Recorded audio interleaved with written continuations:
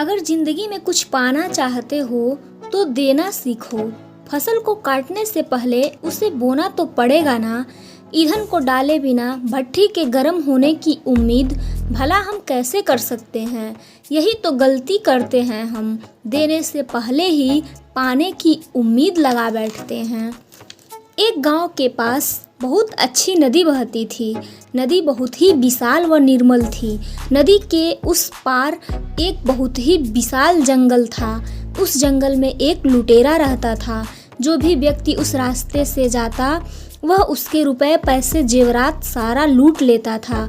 एक दिन उस डाकू की मुलाकात एक बूढ़े व्यक्ति से हो गई। वह डाकू बूढ़े व्यक्ति को अपने ओर आता देखकर बहुत खुश हुआ, क्योंकि लगातार कई दिनों से कोई राहगीर उस वन से नहीं गुजरा था।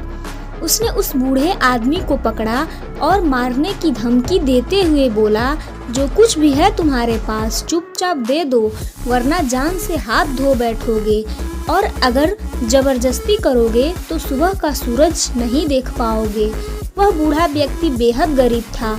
उसने फटे पुराने कपड़े पहने थे। डाकू की बात सुनकर बूढ़ा व्यक्ति बहुत ही ज्यादा घबरा गया, क्योंकि उसकी मौत उसके सामने थी। तब बूढ़े व्यक्ति ने हिम्मत जुटाते हुए डाकू से बोला, हे इंसान, मैं तो बहुत बूढ़ा हूँ और मैं एक गरीब इंसान हूँ, जिसके खुद के कपड़े तक अच्छे नहीं पहने हैं और खाने का 2 वक्त का रोटी भी बड़ी मुश्किल से मिलता है। मैं भला तुम्हें क्या दे सकता हूँ। मेरे पास इन फटे कपड़े के और इस शरीर के अलावा कुछ भी नहीं है, और मुझे मारकर तुम्हारा पेट नहीं भरेगा। मैं बूढ़ा हूँ, जिंदगी का अनुभव है मेरे पास। अगर तुम मुझे छोड़ दो तो मैं तुम्हें 3 अनमोल सीख दूंगा, जिससे तुम्हारी जिंदगी बिल्कुल बदल जाएगी। डाकू सोच में पड़ गया। सोचने लगा, सही तो कह रहा है यह बूढ़ा आदमी। ये तो खुद गरीब है, इसके पास कुछ नहीं है। अगर मैं इसे मार भी दूंगा तो भला मेरा क्या होगा। बेहतर तो यही होगा कि 3 अनमोल सीख ही ले लूं और इसे जाने दूं। लेकिन वह डाकू बड़ा ही दुष्ट प्रवृत्ति का था। उसे फिर ख्याल आया कि कुछ नहीं है इसके पास, फिर भी इसे मारकर अपनी आत्मा को ही शांत कर लूंगा। बहुत दिनों से मैंने किसी की हत्या नहीं की है। यह सोचकर उस बूढ़े व्यक्ति से कहा, तुम मुझे मूर्ख बनाकर भाग जाना चाहते हो। भला तुम्हारे जैसा बूढ़ा आदमी मुझे क्या सीख देगा, जिसके खुद के कपड़े तक फटे हैं। इस पर बूढ़े व्यक्ति ने कहा, अरे जरा मेरी बात तो सुनो, मैं तुम्हें पहली सीख अभी दे देता हूँ, जबकि तुमने मुझे बांधा हुआ है, और दूसरी सीख तब दूंगा जब तुम मुझे इस रस्सी से आज़ाद कर दोगे, और तीसरी सीख मैं तुम्हें तब दूंगा जब तुम्हें मुझे अपने पैरों से चलकर उस नदी तक जाने दोगे। अगर तुम्हें पहली सीख अच्छी ना लगे तो तुम मुझे उसी वक्त मार देना। डाकू को यह बात बहुत अच्छी लगी। उसने सोचा, कौन सा बूढ़ा व्यक्ति भागा जा रहा है, यह तो चलने में भी असमर्थ है।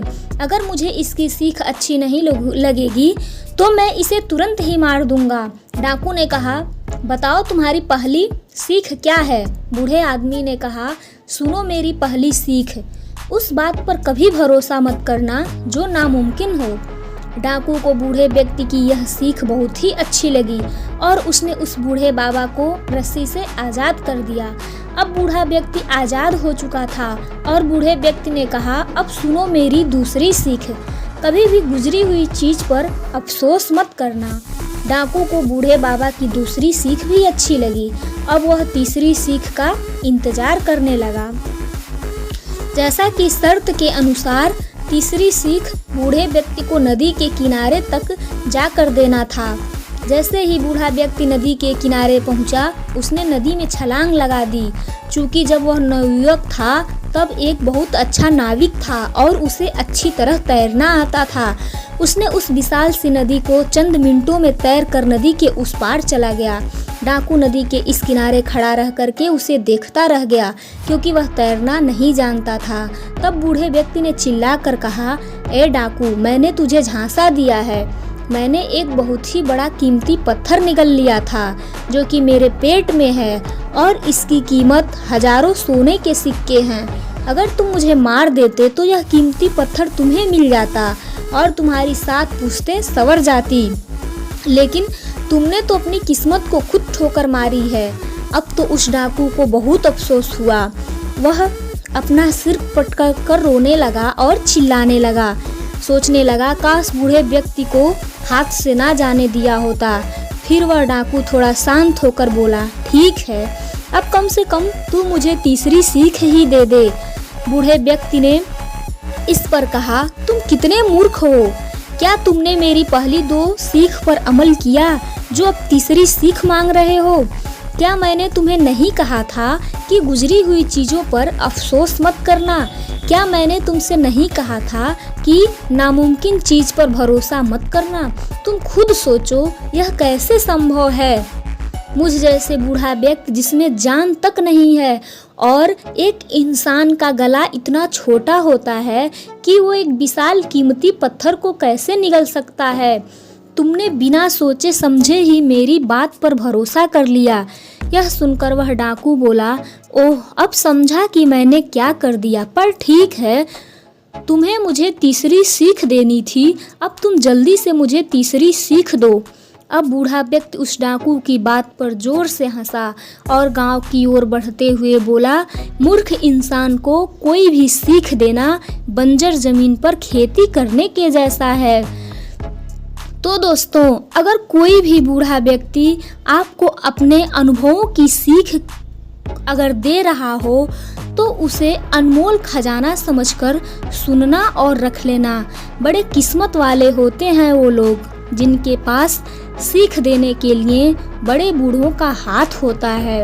ये अनमोल खजाना हर किसी के नसीब में नहीं होता है। अपने बड़ों की, अपने बुजुर्गों की, अपने माता पिता की और आपके हित चाहने वालों की सीख मोतियों के समान होती है। इन्हें संभाल कर रखने से, मन में गांठ बांध कर रखने से हम हर मुसीबत से पार हो जाते हैं। हम सारे अनुभव खुद लें, इसके लिए जीवन बहुत छोटा पड़ जाएगा। धन्यवाद। इस चैनल को प्लीज़ सब्सक्राइब और शेयर ज़रूर करें।